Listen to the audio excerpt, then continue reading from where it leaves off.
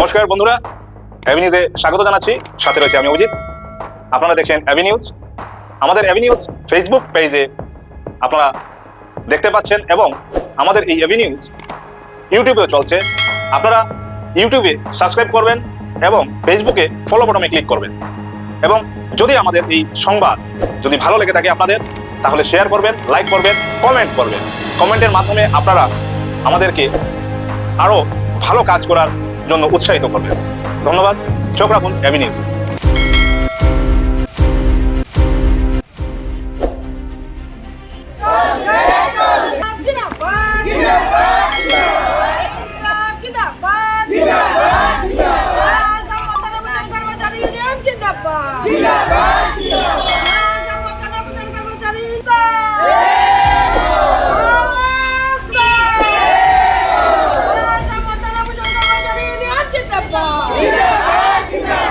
সাংবাদিক বন্ধুগণ এবং সারা আসাম মধ্যাহ্ন ভোজন কর্মচারী ইউনিয়নের করিমগঞ্জ জেলা সমিতির রামকৃষ্ণনগর আঞ্চলিক সমিতির সংগ্রাম এবং দুলছড়া আঞ্চলিক সমিতির সংগ্রামী বান্ধবী হল, আমরা সারা আসাম মধ্যাহ্ন ভোজন কর্মচারী ইউনিয়নের রামকৃষ্ণনগর এবং দুলছড়া আঞ্চলিক সমিতি 5 দফা দাবির ভিত্তিতে আজকে সারা ভারতবর্ষের সঙ্গে রামকৃষ্ণনগর প্রাথমিক শিক্ষা আধিকারিক খণ্ড প্রাথমিক শিক্ষা আধিকারিক মহোদয়ের কার্যালয়ে আমাদের 5 দফা দাবি সম্বলিত স্মারকপত্র আমরা তুলে দিয়েছি।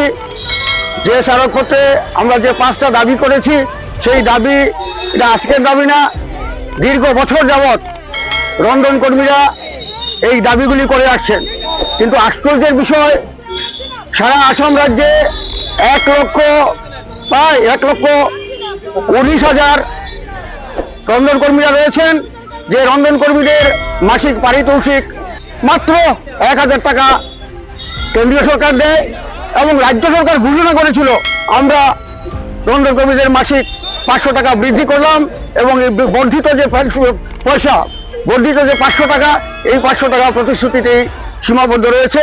অল্প কয়েক মাস এই টাকাটা দেওয়া হয়েছে, এরপর এই টাকার রন্ধন কর্মীরা পাচ্ছেন না।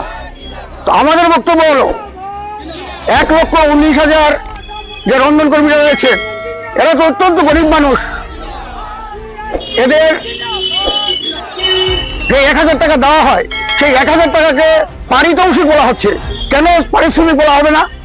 আমাদের দাবি হলো ওদেরকে এই যে টাকা দেওয়া হয় এটাকে পারিশ্রমিক বলতে হবে এবং মাসিক 18,000 টাকা ন্যূনতম দিতে হবে। এবং আশ্চর্যের বিষয়, বৎসর হয় 12 মাসে, কিন্তু রন্ধন কর্মীদের বৎসর হয় 10 মাসে।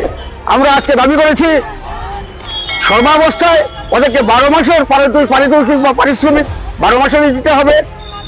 10 মাস করে 2 মাস কেটে রাখা, এটা আমরা কোনো অবস্থাতেই মানব না। অন্যদিকে আমাদের বক্তব্য হচ্ছে, এই শিক্ষা বিভাগ, শিক্ষক, শিক্ষাকর্মী, শিক্ষা দপ্তর, শিক্ষামন্ত্রী, এরা সবাই শিক্ষার অংশ। ঠিক আছে, রন্ধন কর্মীরা কেন হবে না? যে রন্ধন কর্মীরা, আমি ভারতবর্ষের কথা বাদ দিলাম, যে আসামের ক্ষেত্রে 1,19,000 রন্ধন কর্মী যারা রাত্রে প্রভাত হওয়ার পরেই স্কুলে আসে এবং লক্ষ লক্ষ ছাত্রছাত্রীকে রান্না করে সমস্ত তাদেরকে খাইয়ে দিয়ে সমস্ত কিছু পরিষ্কার পরিচ্ছন্ন করে সমস্ত কিছু ওরা করে দিয়ে যায়। কিন্তু এই যে আমরা যে অফিসের সামনে দাঁড়িয়ে আছি, এই অফিসের একজন কর্মচারীর বেতন 1,000 টাকা নয়, প্রত্যেকের বেতন ন্যূনতম 30,000-40,000 টাকার উপরে। কিন্তু একই অফিসের কর্মচারী ওরা, এদেরকে কেন মাত্র 1,000 টাকা দেওয়া হচ্ছে?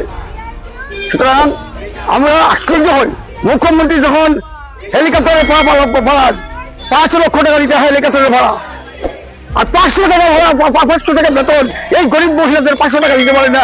এর চেয়ে ব্যর্থ সরকার আর আসামে আসে নাই।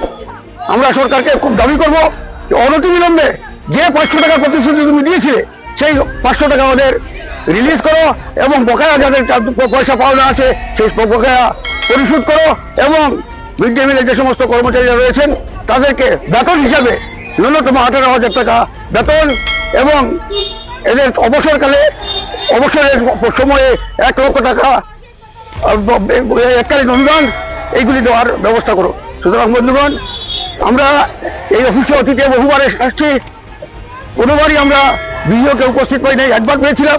আর আজকে বিডিও সহ উপস্থিত হয়ে নিজের যে সবাই প্রতিনিধি পেয়েছেন এর জন্য আমরা আমাদের ইউনিয়নের পক্ষ থেকে ওনাকেও ধন্যবাদ জানাই। এবং ভবিষ্যতে আমরা যদি আমাদের আজকে দাবি পূরণ না হয়, আমরা ভবিষ্যতে লাগাতার আন্দোলনের ব্যবস্থা করব, এই কথা বলে সবাইকে ধন্যবাদ জানিয়ে আমার কথা শেষ করলাম।